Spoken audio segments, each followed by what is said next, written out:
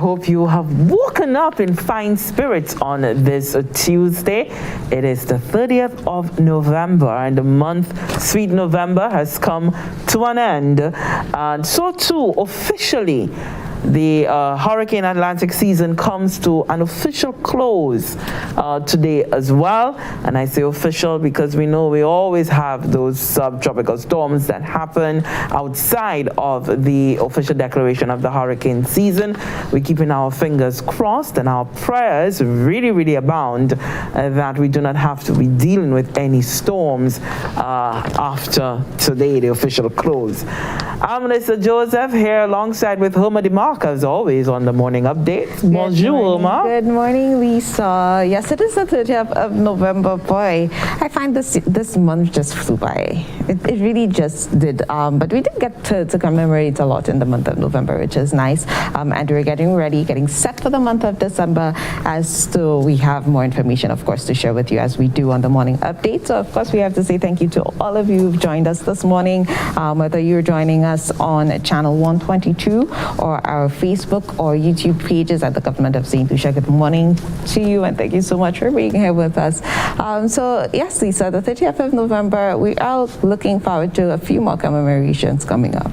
Yes, December, the month beginning there on Wednesday, Wednesday the 1st, you know, that marks the World AIDS Day. We'll have some information for you a little later on this morning on how we are commemorating that occasion.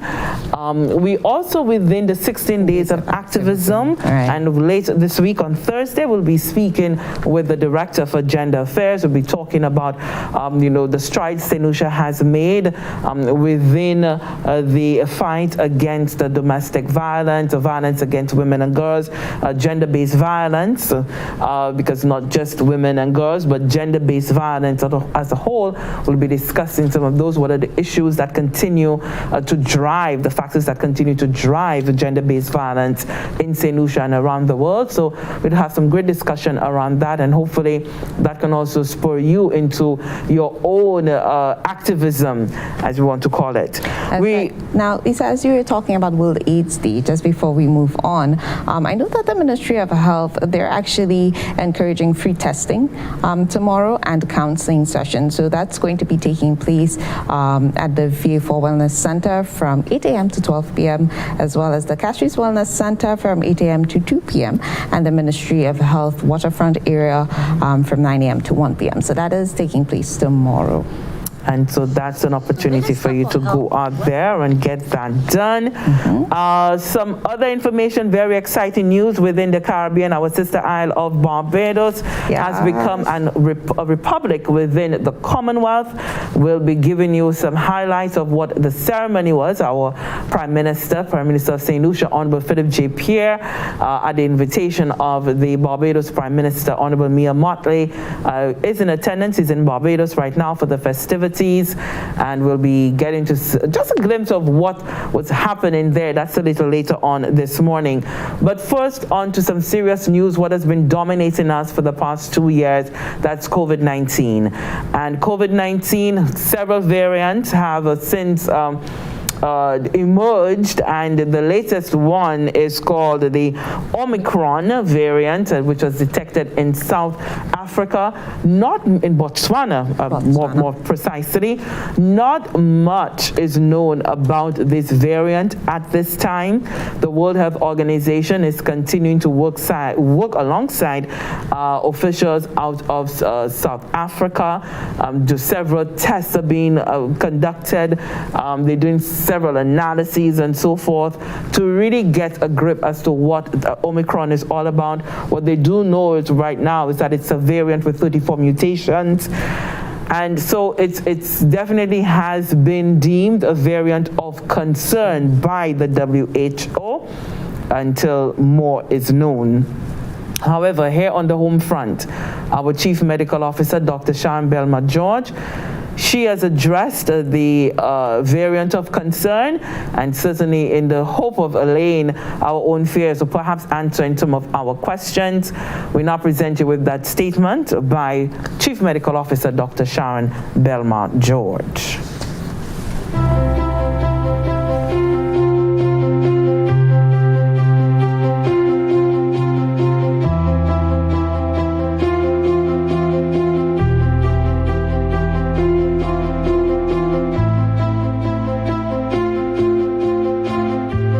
The Ministry of Health, Wellness and Elderly Affairs alerts the public on the new variant of concern, Omicron.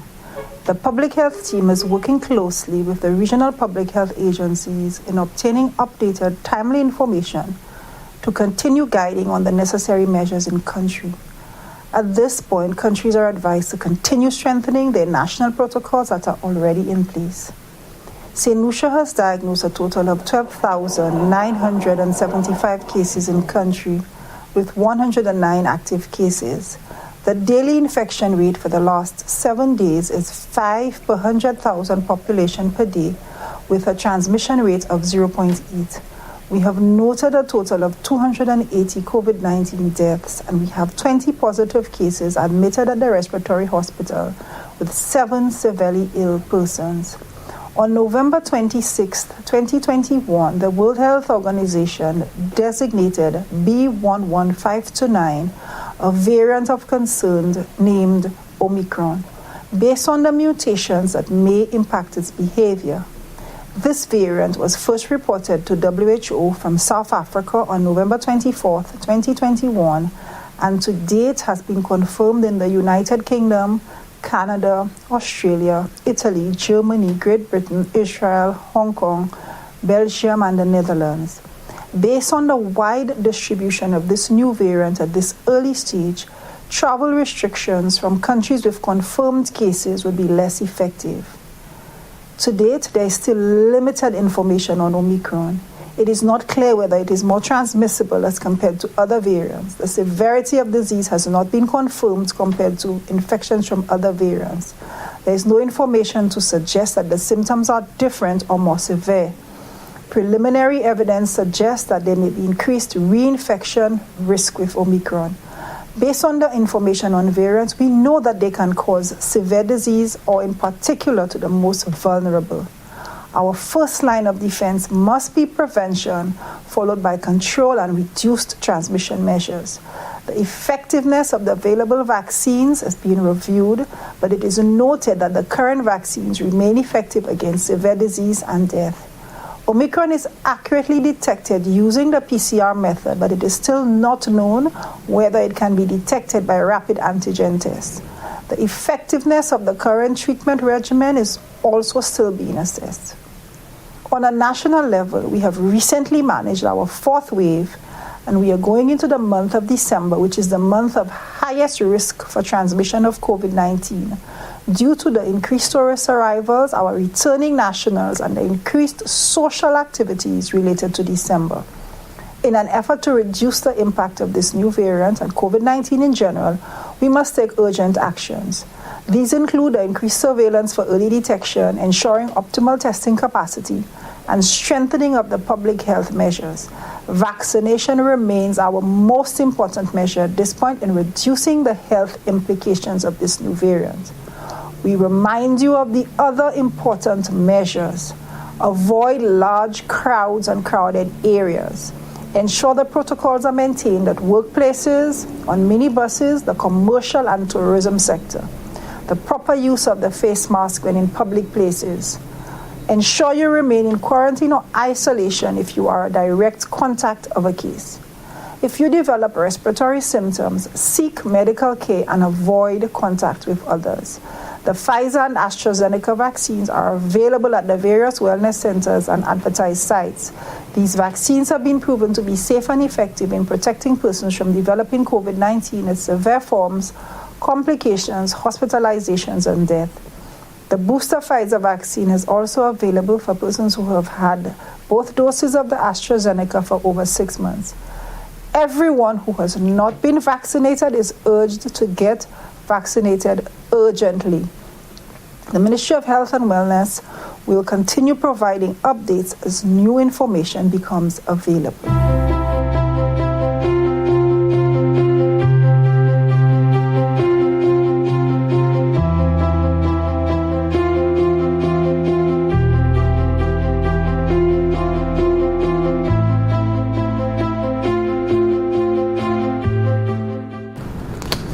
and Dr. Sharon Belma George there addressing the new variant of concern when it comes to COVID-19, Omicron, which was first detected in South Africa. Since then, it has been confirmed in the UK, Canada, Australia, Italy, Germany, Great Britain, Israel, Hong Kong, Belgium, and the Netherlands. And it's certainly the authorities, the officials, the scientists, the scientific community internationally poring over all data that they can possibly find on Omicron, because they really don't know anything much on it. And as you just heard from our CMO, the severity of the disease has not been confirmed compared to infections from other COVID-19 variants. So there's no information to suggest that the symptoms are different or more severe at this time. We can't tell. Preliminary evidence suggests there may be increased reinfection risk, though, with Omicron. So what do? We know the preventative things that have been working, the COVID-19 from the get-go. So make sure you follow all of those very simple protocols of wearing the mask, social distancing. Most importantly, I think the physical distancing is very, very important. And certainly the sanitizing or washing of hands.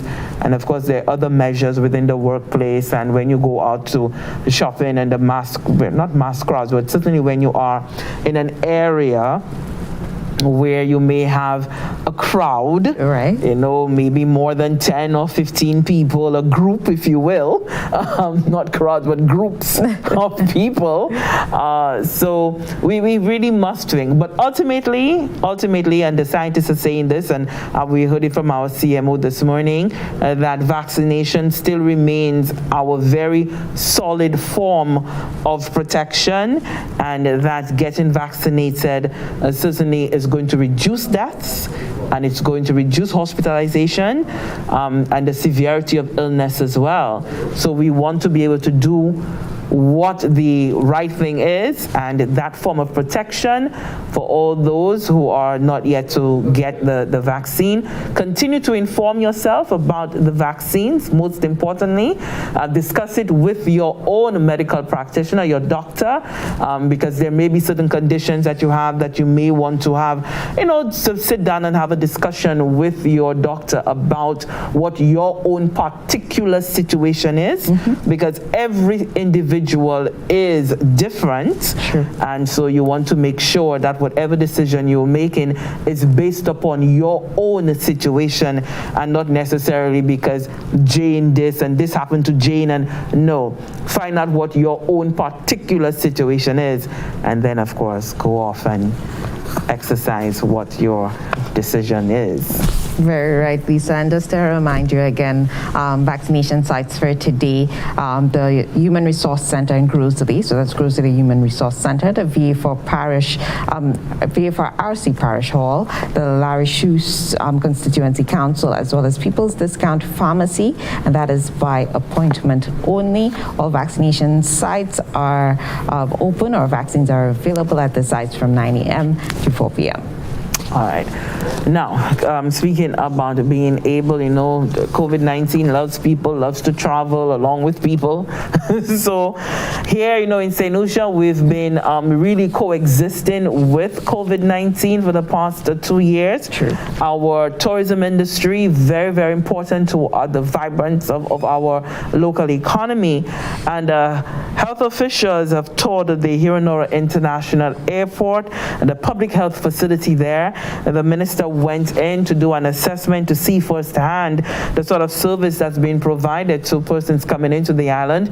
And when we say service, we're looking at what the protocol, what the measures are, how they're being adhered to, and so forth. So let's take in that report now from Fennell Neptune of the Ministry of Health. Minister for Health, Wellness and Elderly Affairs, the Honorable Moses Jabatis, recently visited the Hiranora International Airport Public Health Facility to get a better understanding of the experience of travelers to St. Lucia and to work towards improving the service. The Honorable Moses Jabatis says it was a pleasure to meet the Port Health team and to gain the opportunity to discuss the challenges faced on a daily basis. Well, I'm very happy to be able to witness the facilities and to discuss with the nurses and those who operate the facility the challenges and also the advances which have been made over the last few months. I think it's important to look at the facilities, all health facilities, and this port health facility at Hewanara International Airport since COVID has been very useful in terms of ensuring that our port health is maintained, that our surveillance activities are always on par with the best in the world, or we try our best to make the surveillance activities as good as we can make them. The health minister says his government remains committed to making the necessary changes to improve the travelers' experience to St. Lucia. Since assuming office, we have had complaints from both visitors and residents about the process through which they board planes and come into St. Lucia. We know a lot of work has been done. The staff here at the Port Health facility have been working very hard, and even today they indicated to us the changes which have been made to make passengers more comfortable. And also there were several discussions over the last few weeks with Ministry of Tourism, Ministry of Health, SLASPA, and so on, to improve the passenger experience here. The Honorable Moses Jabatis was also joined on this tour by other officials within the Ministry of Health, including the Acting Permanent Secretary, Jenny Daniel. Reporting from the Communications Unit of the Ministry of Health, Wellness and Elderly Affairs, I am Fennel Neptune. Thanks, Fennel, for that report there. The minister taking a first-hand look at what's happening with the public health facility there at the Hewanara International Airport. As you know, that we're coming up with a busy winter tourist season, and so we want to make sure that everything is in alignment, everything is functioning as it should. And speaking of which, we do with the St. Lucia Tourism Authority recently issued some advisories pertaining to travel to St. Lucia. Home will fit us in on that, and of course an exciting new thing that has restarted, re-energizing on the domestic front, the Staycation. Give us all the skinny on that. Sure, Lisa. So no two travelers coming from the Ministry of Tourism as well as the Ministry of Health and Wellness and the St. Lucia Tourism Authority. They're informing the public as well as persons traveling to St. Lucia that all people traveling to St. Lucia, enter St. Lucia, must apply. Okay, so to do so, you visit www.stlucia.com. That is where you find the authorization portal, and you must apply to enter St. Lucia. Some people may be a little confused because last weekend there were some technical difficulties with the system, and as a result, they did allow a waiver on that requirement, the travel authorization letter.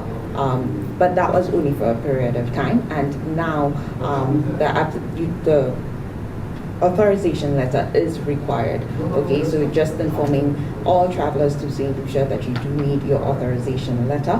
Authorities thus wish to advise travelers and the general public that the following entry requirements are mandatory for all travelers. All right, so all travelers 18 years and older must complete and submit an online travel registration form to receive the travel authorization letter.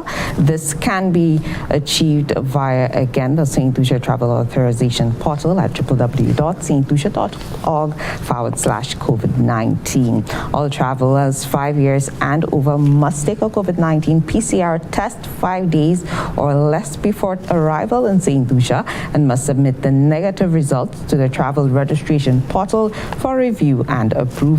The test must also be based on a nasal swab. Okay, so saliva samples are not accepted. Travel authorization letters must be presented to the airline or ferry service on check-in, and failure to produce this letter may result in denied boarding of your flight or ferry.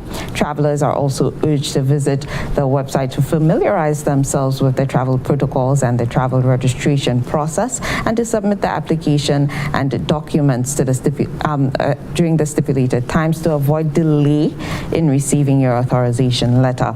Authorities authorities also ensure you that they're committed in ensuring that all travelers are processed according to the protocols, ensuring a high level of customer service and warm welcome to St. Lucia. So again, if you have plans or you know somebody who has plans of traveling to St. Lucia, ensure that they visit www.stlucia.org/COVID-19 and they put in that application to receive the authorization letter. And of course, you can be guided by the other requirements on that website as well. So that is the travel restriction or travel advisory coming from the Ministry of Tourism, St. Lucia Tourism Authority and Ministry of Health and Wellness. And on to the exciting stuff. So this one is for all vaccinated persons. You could now enjoy staycation in St. Lucia. So you know the staycation campaign was quite a popular one among locals prior to COVID-19, and it's something that we've had to kind of stay away from for a little while, but all vaccinated persons, fully vaccinated persons, can now staycation in St. Lucia. So that started on the 29th of November. The campaign is going to be running for 6 weeks, and in true staycation fashion, if you are St. Lucian, you can enjoy massive discounts on quite a few things in terms of the tourism sector. You can vacation at home, and it's a lovely campaign, Lisa, because I've always thought, you know, when you're in a country, sometimes you take the beauty for granted and you tend not to do all the things that the visitors come to do. So I find staycation was always a great opportunity to kind of encourage people to rediscover their island, as the campaign says. And so yes, it's going to be running for 6 weeks, and people are encouraged to rediscover the island through whether it's food, relaxation, romance, adventure. You can ensure that you take in quite a few of our sites. So you could also stay at many of our resorts participating in the staycation campaign as well. The marketing campaign again began on November 29th. It's running for 6 weeks. And of course, you can look out on local radio stations, television stations, as well as social media pages to kind of find out which resorts are participating in staycations, what the discounts are like as well. And in addition to that, you're going to get an idea of some of the things that you can do. You could visit caribcation.org for the details, for the deals and accommodations as well. And you are encouraged to also share your local adventures on social media, and you can win prizes when you do so as well. So you can tag at Caribcation and use the hashtag Staycation St. Lucia to get in on that action. And we do. If that hasn't enticed you, certainly let's give you some imagery to follow that. And let's show you what that promotional video is all about. So if you think you're staying here at home and you're thinking, well, I don't know, I'm vaccinated, but what's really there to really do in St. Lucia? Take a look at this video.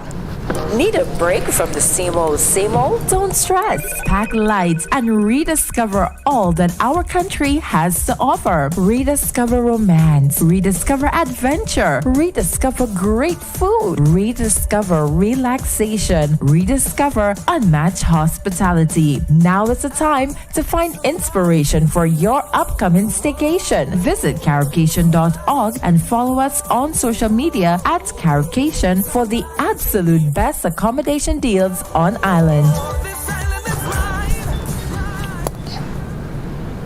Isn't she lovely? St. Lucia. St. Lucia, so beautiful. She inspires me every day. Those images there certainly inspired me to want to have a staycation. Rediscover St. Lucia. We're beginning to emerge from the clutches of COVID-19. But remember, we're doing so very safely with all protocols in place. That is right, Lisa. Thank you. Now, let me just update you because we want to be able to get into the exciting times that Barbados has really set tone for the rest of the smaller islands in the Caribbean. But let me inform you first that the government of St. Lucia, paying up that promise to pay CSEC fees for math and English, the subjects of mathematics and English language. Well, the Ministry of Education, Sustainable Development, Innovation, Science, Technology, and Vocational Training is reminding parents of government's commitment to pay those CSEC fees for math and English A on behalf of Form 5 students writing the May-June 2022 examinations. Now, for parents who've already paid those fees, you can request a refund from the ministry at its main office, that is the 4th floor of the Francis Compton building at the Castries waterfront, and you need to present a copy of the bank slip that you've paid, and for you to be able to now get that refund. The ministry will continue in its efforts to provide equitable opportunities to higher education for all, and remains resolute in fulfilling government's pledge to ease the financial burden on parents for these two important CSEC subjects. So that's good there for the students, a little relief there for parents, and I think for the students as well, because, you know, I remember when I was doing my exams and having to, you know, you worry about performing and coming out with those good grades. Very true. But you also, as a child, you do really think about the burden that your parents are faced with. So knowing as a student, I would think that if my exam fees were being covered, it would actually give me more of a motivation for me now to really go out there and excel, because now you're not just doing it for you and your parents, your family, you're now doing it for country. True. So very true, Lisa. And I mean, I don't want to add any pressure on you there, but yes, you are now doing it for country. So let's get out there and show them what we can do, St. Lucia. And speaking about doing for country, Barbados has officially removed Queen Elizabeth II as its head of state and has become the newest republic in the world. It's a republic now within the Commonwealth. And there was a ceremony overnight in Bridgetown where Dame Sandra Mason was sworn in as President of Barbados. The Prince of Wales was in attendance, so too Rihanna was there, global megastar Rihanna, and an ambassador for Barbados as well. And she was actually named national hero. Yes, as well. yes. And so, you know, the republic status for Barbados is coinciding with the country's 55th anniversary of independence. We'll give you some images in a little bit of what the celebration was like. But first, you know, the Golden Square was opened, and Prime Minister Mia Mottley gave a riveting speech, very riveting speech there. In attendance, of course, among all of the other dignitaries invited was St. Lucia's Prime Minister, Honorable Philip J. Pierre. Let's go now to Honorable Mia Mottley as she spoke at the opening of the Golden Freedom Square.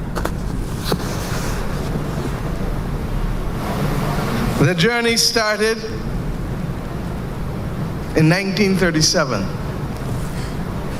And the journey started deliberately in the hands of those who understood that this country had good people, but it didn't have a good society. And the people wanted to be active citizens and to craft their own destiny to make that good society. Their living circumstances didn't differ much from what it was a century before, when emancipation was rolled out, really not for the slaves, but to appease the conscience of others. For if it were for those who were slaves, the living circumstances of their parents and grandparents and great-grandparents, of those in 1937, would have been far, far, far different from what they had to endure. But this journey reminded us that history doesn't happen in a straight line. And that very often it takes all kinds of efforts, including the acknowledgement of defeats, including the persistence to remain committed. And that lesson found itself not only in the actions of those who came and led the 1937 rebellion. It came also to be reflected in those who believed that that rebellion should never be cast in a light as if it was simply men breaking the law, and never be cast in a light as if it was to be forgotten by those who would come after. The resonance of the actions of those in 1937 can be found in those who found it necessary to start the process of enfranchisement, the political enfranchisement, the worker enfranchisement, the social and economic enfranchisement that would follow. And we saw the difficulty of the journey of those early patriots mirrored in the battle to make the current generation and future generations know of what transpired. Ambassador Comijong told us today, and I thank him for that, of sharing the journey of how we have got here. His, Trevor Prescott, and many other members of the Pan-African community labored when no one would listen to them. Labored, trying to recreate for a modern Barbados that had so distanced itself from those memories, but they would not be daunted. I stand here today honored to pay tribute to them all. And I ask you to join me in paying tribute to them.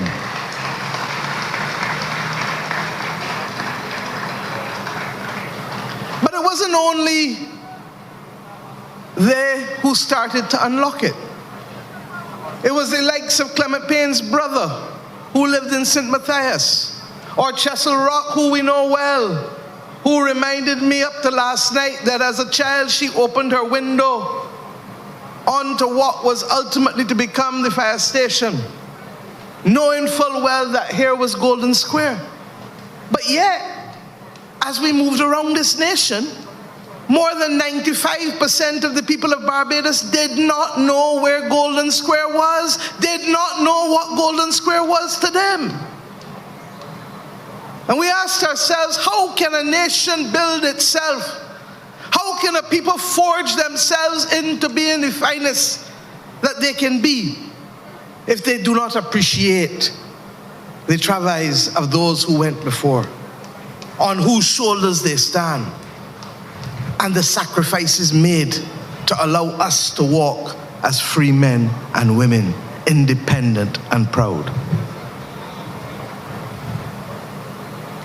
I therefore ask us today to recognize that the lessons of life and the lessons of the journey must live with us, recognizing that everything in life doesn't come easy, recognizing that there will be peaks and valleys, but recognizing above all else that active citizenship is required of each and every one of us. And it is for that reason that we speak not only now of rights, but of responsibilities. For as I have said and shall continue to say, on behalf of this government, no one owes us a living. And the price of winning your freedom, the price of winning your independence, is the duty that you must exhibit in nurturing, building, and maintaining this nation and its people. It is ours, and we have that responsibility. And the example of Golden Square Freedom Park in the center of our capital city is to remind us that forevermore we shall not forget the sacrifices made of life, of liberty, to allow us to be here and to allow us to enjoy all that we have enjoyed as an independent nation, but above all else, as a democracy. My friends, this journey must forever, therefore, continue. But the lessons of it must guide us. For if we were where we wanted to be, we would be in heaven. We've not yet reached there. As I reminded us in Laura Green on the 26th of July of this year, the journey is not yet over. But along the journey, just as we must take sustenance, we must find moments for reflection and moments for recommitment.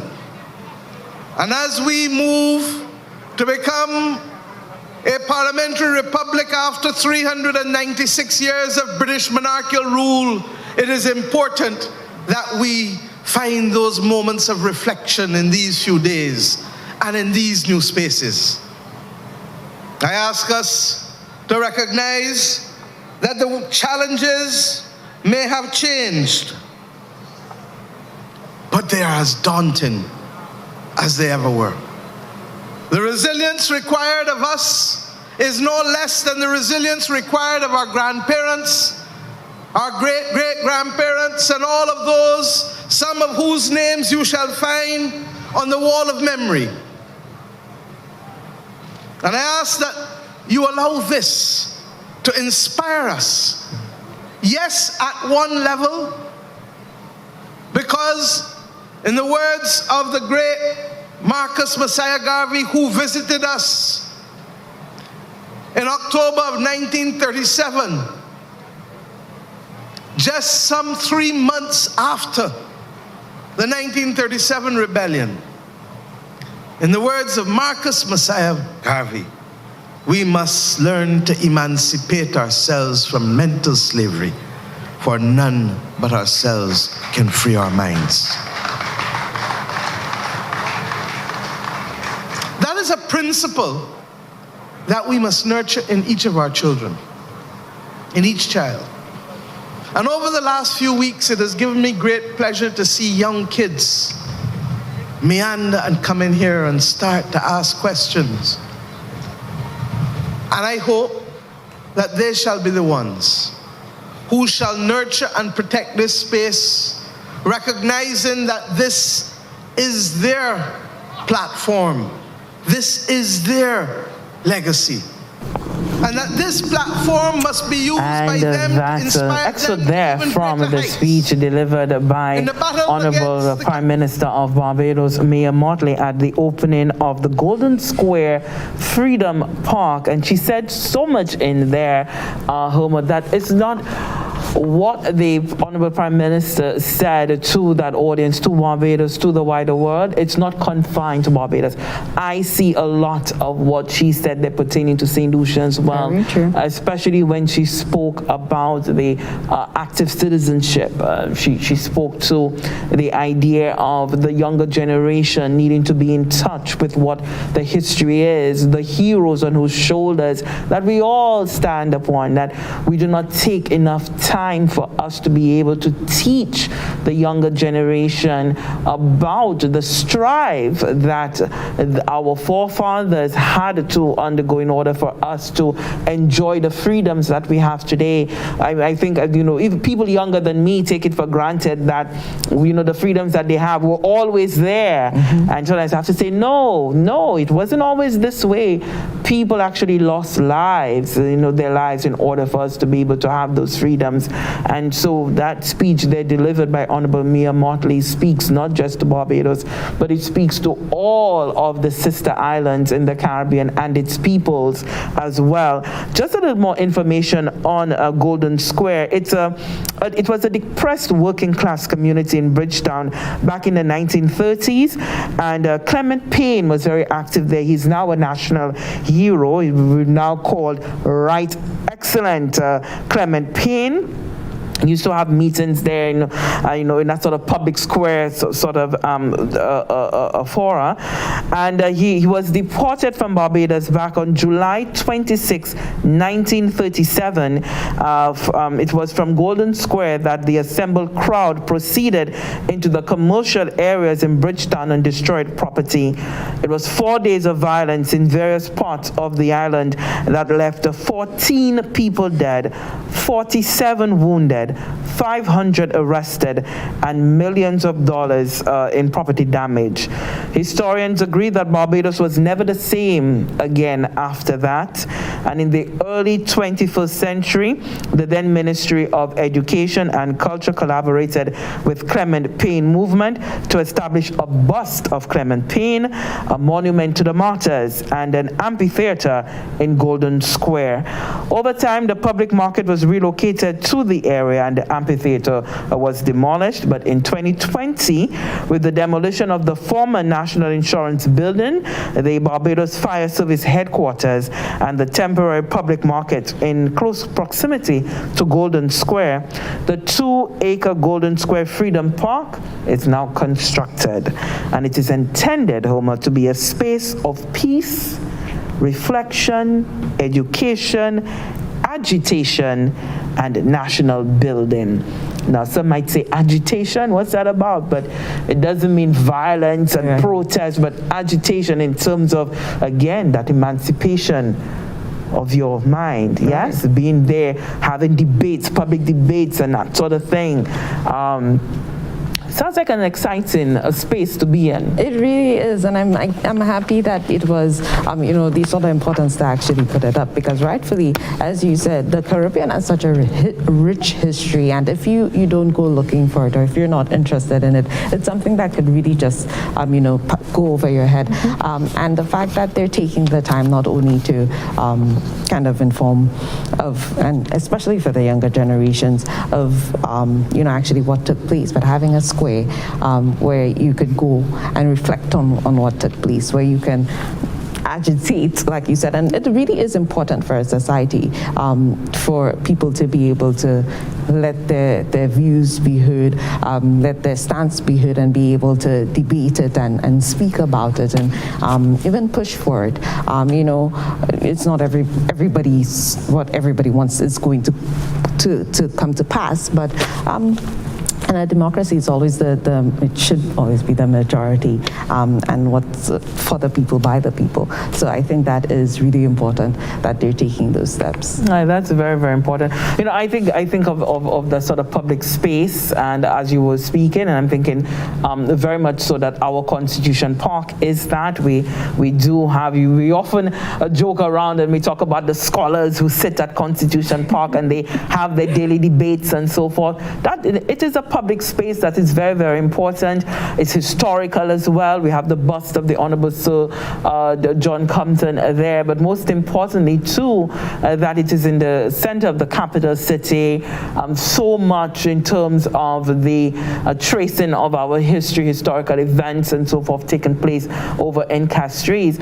And so, the Honorable Mia Motley was speaking, and I'm thinking that there's so many things that we too can emulate from that, and certainly to see that as St. Lucians we really need, again, and we say this over and over, Homer, this is not new, but to hear the Honorable Prime Minister and the way she articulated it about how can you be your finest, how can you be your fineness if you do not know about the history, because it is from that history that you will draw on that motivation, that you will see yourself, the reflection of yourself, and for you now to evolve and to do more than what the forefathers did.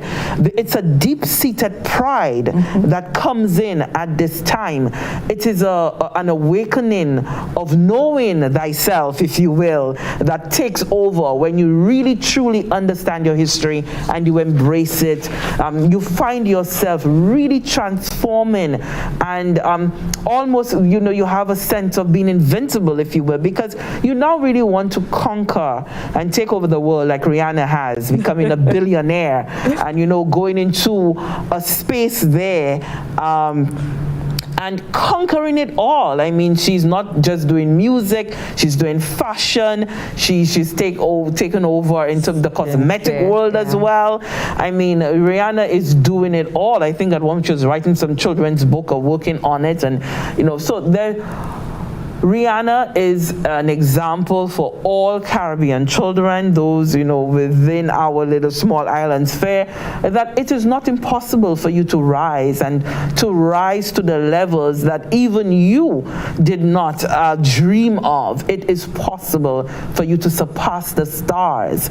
And I think that's the message being conveyed there in a nutshell. That's my interpretation from the Honorable Mia Motley. You put it quite well. One of the things that Mia does is that she speaks, and she has this a lot. It's like she's very motivating when she speaks, and it's like just listening to you, just put in your own words what you took from it. She's a marvelous art. She's such an enigmatic speaker, and so I see glimpses of the little experience that I had, exposure that I had to the late George Odlum. Some of that comes through there in her as well. And so Honorable Mia Motley certainly inspiring women across the Caribbean. So she is definitely a leading figure there. We want to be able to get to some other news for you, but Roger, do you have available for us just a little glimpse of what the celebrations for the Republic status was there for Barbados? Do we have it now? Not yet? Are they later?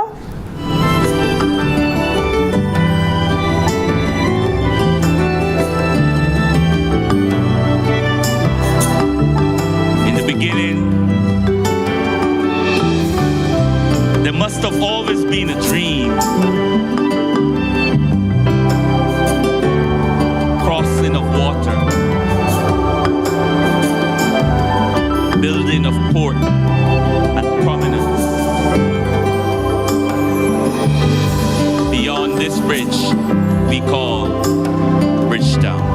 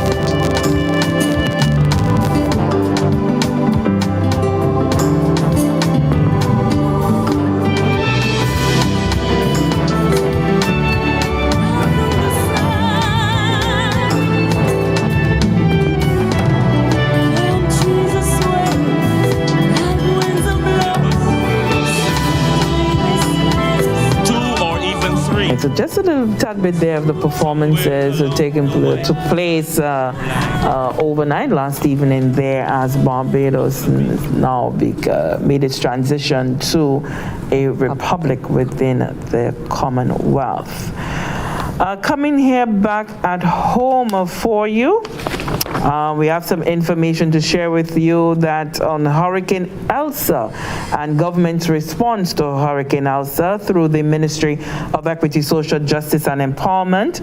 They've implemented the Hurricane Elsa Recovery Program, which is providing assistance to the vulnerable in our society. We want to turn now to Chevroy Marius, who has the details on that. Hurricane Elsa battered St. Lucia as a Category 1 storm on July 2nd, 2021. The majority of the storm's impact was evidenced within the agricultural sector, with the banana crop being most affected. Many houses also suffered from the impact of gusty winds, with notable proportions recorded from vulnerable populations island-wide. In response, the government of St. Lucia, through the Ministry of Equity, Social Justice and Empowerment, implemented the Hurricane Elsa Recovery Program, which was geared towards providing assistance to impacted households for rehabilitation or repair of damaged homes, as well as reconstruction of those that were completely destroyed. Mrs. Velda Joseph is the Permanent Secretary in the Ministry of Equity, Social Justice and Empowerment. That initiative was administered through the Ministry of Equity, and I'm really pleased with the way that the team implemented that initiative. In fact, we are at the conclusion stage of this initiative, and I am happy to say that persons are already receiving rebuilt homes, reconstructed homes, or repaired homes at this time. The program was implemented through a collaborative approach involving the National Emergency Management Organization, NEMO, the St. Lucia Social Development Fund, SSDF, and the Ministry of Equity and suppliers of building materials. Through site visits conducted by technical teams of the SSDF, the extent of damage as well as material needs of eligible households were verified and quantified. This data formed the basis of the level of support provided to individual households. Dr. Eurelis Delaire spearheaded the implementation of this program. The objective is to first assist persons who fall within the category of needy or vulnerable. This recovery program is being implemented and coordinated by the Ministry of Equity, with technical expertise and assistance being provided by the St. Lucia Social Development Fund. We have also invited a focal point from each constituency to make the project more effective. The focal points help identify the most needy cases in the various constituencies and also provide hands-on assistance in reconstructing and refurbishing the homes. Residents from the various constituencies around the island commended the Ministry and Government of St. Lucia for the much-needed assistance. Thank you, sir. I really appreciate the fact that you reach out to help us in the situation we're in. I really appreciate that. Thank you very much. The situation I was in it before, it was really, really bad. Really bad. I used to take pieces of plywood, pieces of wood, and patch in the place for me to walk on the floor. And now I don't have that to do. I have to call the grandchildren I have. They stop running there because you will go downstairs on the floor. The floor will go down with you all. And now I'm not watching for that. I'm not stopping the children. I can jump high, I can jump low, thanks to Mr. Frederick. The relief I got was greatly appreciated from the relief from when I got the call that I will be assisted. I appreciate that very much, and I'm looking forward to finishing to live in my new home. Really. I think it should. It should, because the thing is you have to help those who are in need, those who are really in need. There's a thing that is saying, there's people that say that I want. There's a great difference in want and need. And the people that are in need, they should be helped. I will recommend that. Merci. Indeed, I'm so happy and appreciative, first to the Most High, Jehovah, He's my God, and then to the Minister of Equity and the Prime Minister. Also the team which worked with them, Mr. Thomas and his group. I would say they really work together, no fighting, no upsetting. They had good understanding, good cooperation between the two of them, and they did a wonderful job, which I'm very proud of. I appreciate the help which I've got from the minister, and I look forward to the continuation and finishment of what he started. 322 households benefited from this initiative, which was implemented at a cost of $3 million Eastern Caribbean dollars. Reporting from the Ministry of Equity, Social Justice and Empowerment, I am Chevroy Marius.